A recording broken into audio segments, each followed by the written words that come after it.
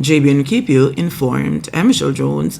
Before we get into the news, please remember to like, subscribe, leave a comment, and share the news with someone today.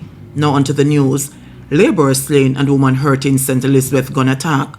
A 33-year-old laborer was shot dead, and a 21-year-old woman injured when gunmen opened fire on patrons at a bar in Black River, St. Elizabeth on Friday night. The dead man has been identified as Calvin Salmon, otherwise called Dangles, a laborer of Hodges Land, Black River. The injured woman, a 21-year-old, has been admitted to hospital. Both were among patrons at the establishment when the shooting started at about 10 p.m., reports say. The two were rushed to the Black River Hospital, where someone was pronounced dead. The woman remains under treatment. The Black River police are investigating. St. Catherine man shot dead at party.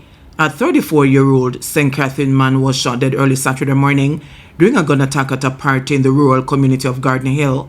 The victim has been identified as Oris Butler, otherwise called Monster, of De La Vega City in Spanish Town. The shooting reportedly happened about 3:35 a.m. Butler was taken to the Spanish Town Hospital, where he was pronounced dead. No official motive has been established for the killing, which is now under investigation by the Spanish Town Criminal Investigation Branch. Police launch probe after missing St. Catherine man found dead. Police in the St. Catherine North Division have launched a murder investigation following the discovery of the body of a man who went missing 4 days ago. The deceased has been identified as 23-year-old Lucian Henry, unemployed of Church Road, Arkansas District in the parish. According to reports, about 10:30 a.m. yesterday, police were summoned to a scene in Arkansas where Henry's decomposing body was found in bushes. The body, which was nude, was partially covered with debris and bore what appeared to be chapoons. Henry was last seen alive on August 18. The Glengough Criminal Investigation Branch is leading the probe. Gun seized in Admiraltown police operation. Police in Kingston Western seized a gun and ammunition during an operation on Sunlight Street, Admiraltown on Friday. No arrest was made in connection with the seizure, which took place during a search of a premises between 4:30 p.m. and 6 p.m., the Admiraltown police report. During the search, a Taurus 9mm pistol with a magazine containing 3 rounds of ammunition was found under the cell of an abandoned house. Police recover illegal gun and ammunition stolen from St. Andrew apartment. The St. Andrew South Police have recovered an illegal gun and nearly 30 rounds of ammunition that were recently stolen from an apartment in the division. The stolen items were recovered Friday morning during an operation at an open lot along Olympic Way. It was reported that on August 4, thieves broke into an apartment along 3 Oaks Road, Kingston 20, where a number of items were stolen. These include a Eklund Koch 9mm pistol, along with 2 magazines and 45 9mm rounds. Shortly after midnight, the police team went to the open lot where a brown cardboard box containing the stolen gun, along with 4 magazines and 18 9mm rounds were recovered. 2 men have been taken into custody for questioning in the case. Elderly man killed in hit and run in St. Andrew. A 92-year-old man was killed in a hit and run incident in the Grand Spend community in St. Andrew on Wednesday, August 20. He has been identified as Winston Carr of the community. Carr reportedly died from injuries he sustained in the motor vehicle collision. Reports from the Constant Spring police are that about 10:30 p.m., Carr was walking along the roadway when he was struck by a motorcycle. The motorcyclist failed to stop and fled the scene, leaving the injured man behind. He was rushed to the hospital, where he later died. Investigations into the matter are ongoing. Kingston woman charged with murder. A Kingston woman has been charged with the murder of 32-year-old Jeremy Harris of Water Street, Kingston 14, following an argument between the two which turned physical on August 17. Charges 36-year-old Stephanie Buckley, also of Water Street, Kingston 14. According to the Denhamtown Police, about 1:35 p.m., an argument developed between Buckley and Harris, during which Harris and 2 other men attacked Buckley. During the attack, Buckley reportedly received multiple injuries, and she allegedly used a knife to stab Harris to the upper body. The police were summoned, and the injured individuals were taken to the hospital, where Harris was pronounced dead. Buckley was later placed into custody after being treated. She was later charged following an interview and an eyewitness statement. Her court date is being finalized. New toll rates now applicable on east-west leg of Highway 2000. Motorists who use the east-west leg of Highway 2000 have begun paying higher fees per passage as the new rate structure took effect today. The increases range from $20 to $200. Transdrum Highway operates the east-west toll road, which is supported by 4 plazas in Portmore, Spanish Town, Vineyards, and Maypen. In a notice in the Glen on Saturday, The company said it was mindful of the financial challenges faced by many Jamaicans and has worked to find a balance. Accordingly, the company said the new rates will allow it to maintain quality services and upgrade the conveniences it provides while not overburdening customers. The new toll rates are as follows. Class 1 for Portmore leg with T-tag $370, without T-tag $380. For the Spanish Town leg with T-tag $275, without T-tag $285. Vineyards with T-tag $780, without T-tag $790. Maypen with T-tag $260, without T-tag $270. And for Class 2, Portmore leg with T-tag $690, without T-tag $710. Spanish Town with T-tag $510, without T-tag $530. Vineyards with T-tag $1,180, without T-tag $1,200. And for Maypen with T-tag $410, without T-tag $430. And for Class 3, Portmore leg with T-tag $1,150, without T-tag $1,150.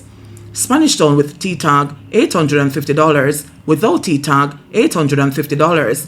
Vineyards with T-tag $2,400, without T-tag $2,400. Maypen leg with T-tag $770, and without T-tag $770.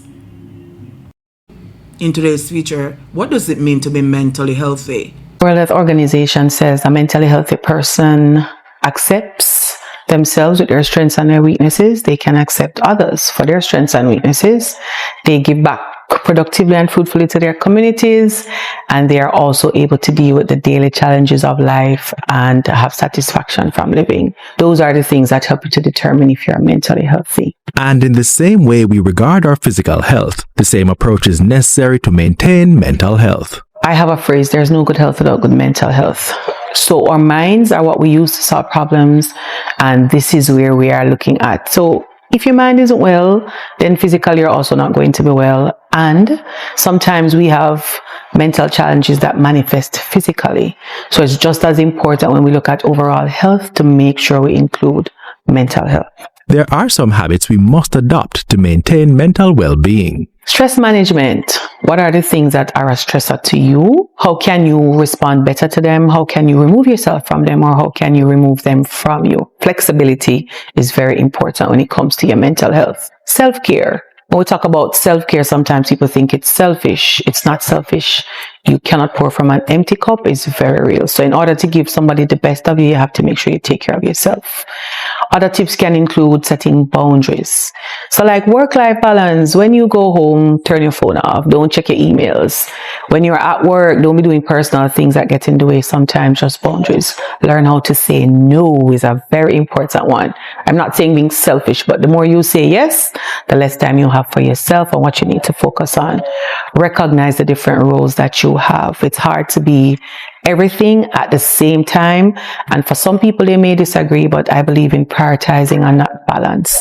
Balance indicates an evenness. You can't always balance everything, so you may have to prioritize in the moment.